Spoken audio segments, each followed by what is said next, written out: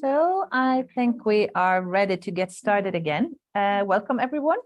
I'm very pleased to have Hege Finholt with me today, both because she's going to present on a very exciting topic, but also because I think Hege has been here for almost all the MF CASR lunches for as long as I can remember, which is like fantastic.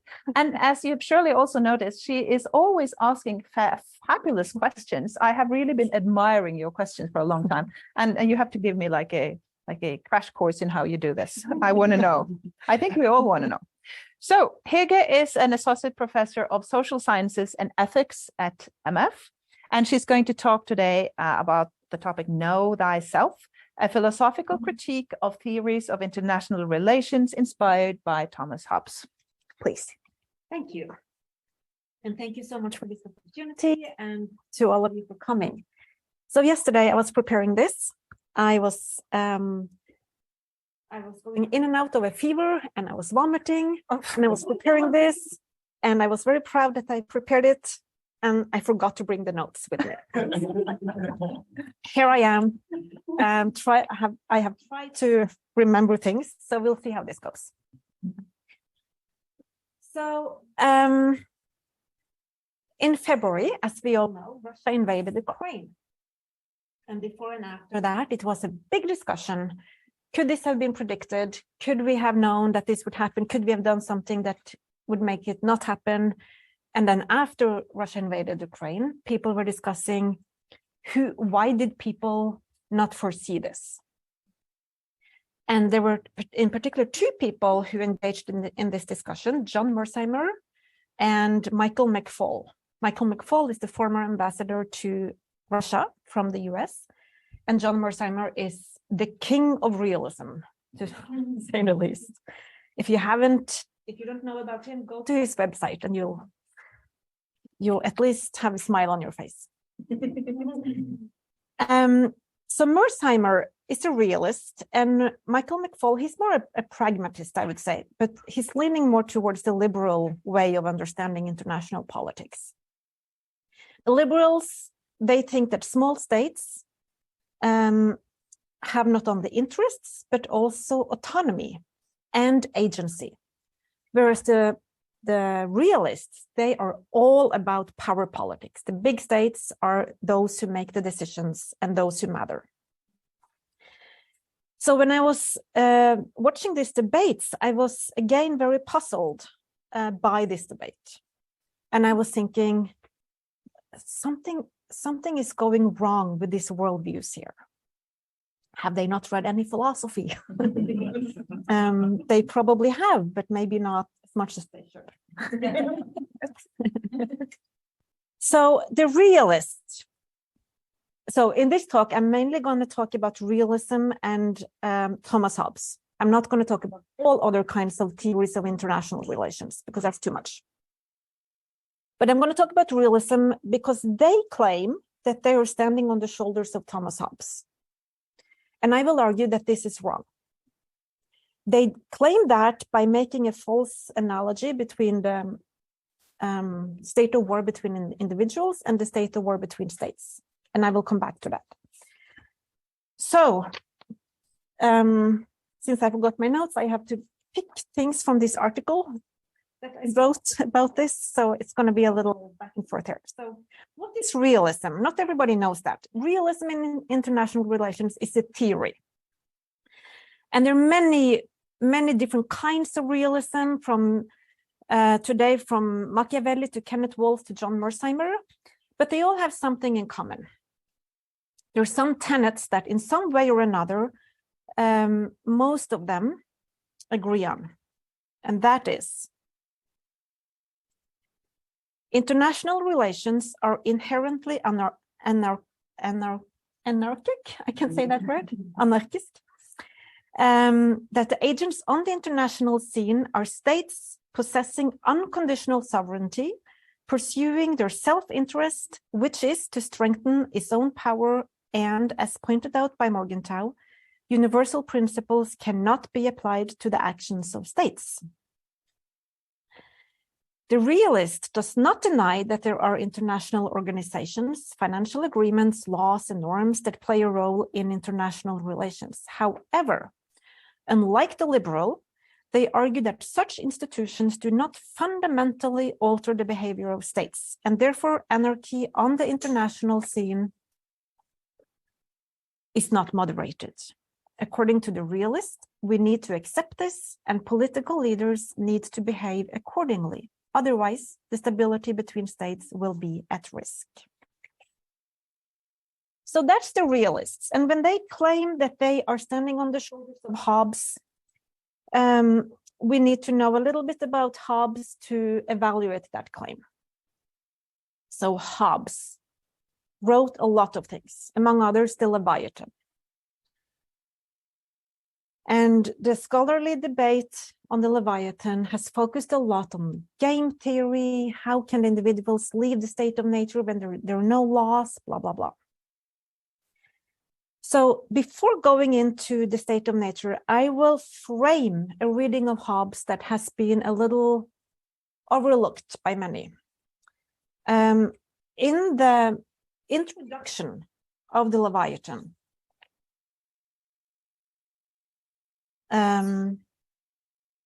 Hobbes says, know thyself. This was meant to, quote, teach us that for the similitude of the thoughts and passions of one man to the thoughts and passions of another, whosoever looketh into himself and considereth what he doth, this is Old English, when he does think, opine, reason, hope, fear, etc., and upon what grounds he shall thereby read and know what are the thoughts and passions of all other men upon the like occasions. So one person who has taken this seriously, Ursula Renz, she says that what we can get from this is that the audience of the Leviathan are not necessarily philosophers, but they are individuals who are interested in politics. This has consequences for how Leviathan should be understood, as it makes clear that the purpose of the treatise is to convince the reader of the main message, which is man is an agent who deliberately creates the state. So that's the framework that we need to have in mind when we read the Leviathan. So, to the Leviathan then. What happens in the Leviathan? Famously, Hobbes here presents his thought experiment about what life would be like had there not been a civil state regulating individual behavior. It would be a war of all against all, characterized by a quote, continual fear and danger of violent death, and life of man solitary, poor, nasty, brutish, and short, end quote. Because there are no laws in the state of nature, there is no justice or injustice. With the introduction of the civil state comes the introduction of justice and injustice. Life in the state of nature is detrimental to the well-being of the individual. As such, it is intolerable, and the only way to end it is to establish laws or sovereign power, and this is what the individuals in the state of nature decide to do. So a few words about how they do that. They do that because of the natural laws. And what are the natural laws? Well, this is a huge discussion, and we can't go into all of that. So Hobbes' legal theory is not very easy to place in the landscape between positivism and natural lawyers. He's not a natural lawyer like Augustine. He's not a positivist like Hurt. He's somewhere in between. What's crucial to know for the purpose of this talk is that for Hobbes, reason is a method. It makes us draw conclusions from theorems. It's not something that helps you understand the true principles of the world. It's just a method that you can use in order to understand what you should do in a certain situation. And in the state of nature, you're in a situation where it's awful. It's a war ball against all. You need to end it. So this is where the natural laws come in. The first natural law says, seek peace and keep it. So one way to think about Hobbes' natural laws, and scholars might oppose to this, but I think it might be a little helpful if you know a little bit about Kant. You can think of them as Kant's categorical imperative. It doesn't have much substance, but it's a formulation that you can use in order to find out what you should do in a certain situation. Okay, so to the point of this talk then, what about the state, the state of nature between states? What does Hobbes say about international relations? So the realists believe that the state of nature among states is the same as the state of nature among individuals. And I think this is why they believe that Hobbes is a realist. And in chapter 13, Hobbes does say, quote, "But though there have never been any time wherein particular men were in a condition of war, one against another, yet in all times, kings and persons of sovereign authority, because of their independency, are in continual jealousy, and in the state of and posture of gladiators, having their weapons pointing and their eyes fixed on one another, that is their forts, garrisons, and guns upon the frontiers of their kingdom, and continual spies upon their neighbors, which is a posture of war." However, the realists should stop reading there, because in the next sentence, Hobbes says, "But because they uphold thereby the industry of their subjects, there does not follow from it that misery which accompanies the liberty of particular men." So here we can see there is an ontological difference between the two states of natures. So the fundamental difference is that in the latter, there exists a civil law, which is established because it is the practical solution to end war and make it possible for the individuals to live in peace and not constantly worrying for their own security. Thus, the anarchy that exists between the states is different than the anarchy that exists between the individuals in the state of nature. In the former, the states have a task, which is to promote peace and security among individuals, and this must be taken into account in their dealings with others. So Hobbes keeps talking about this in chapter 31. He says, "Concerning the offices of the sovereign to another, which are comprehended in the law of nations, I need not say anything in this place, because the law of nations and the law of nature is the same thing, and every sovereign hath the same right in procuring the safety of his people that any particular man can have in occurring his own safety.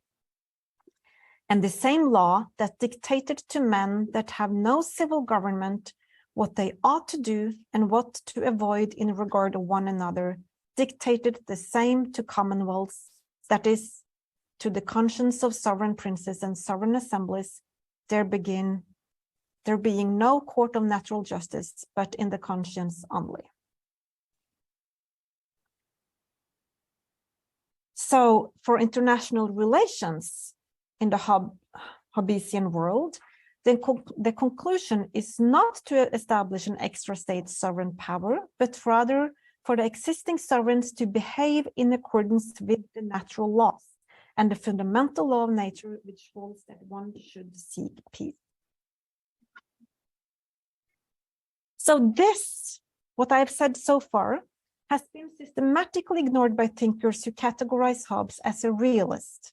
Another interesting consequence of my interpretation is that for Hobbes, it is not the expansion of power that is the motivating force for how sovereign power behave, but rather peace and security. This also sets Hobbes apart from the realist reading, that, at least according to Morgenthau, states are first and foremost motivated by an expansion of power. So, to end, why is this important? Many reasons. I will mention 3. It's important that when you are going to talk about someone who said something, read the whole text.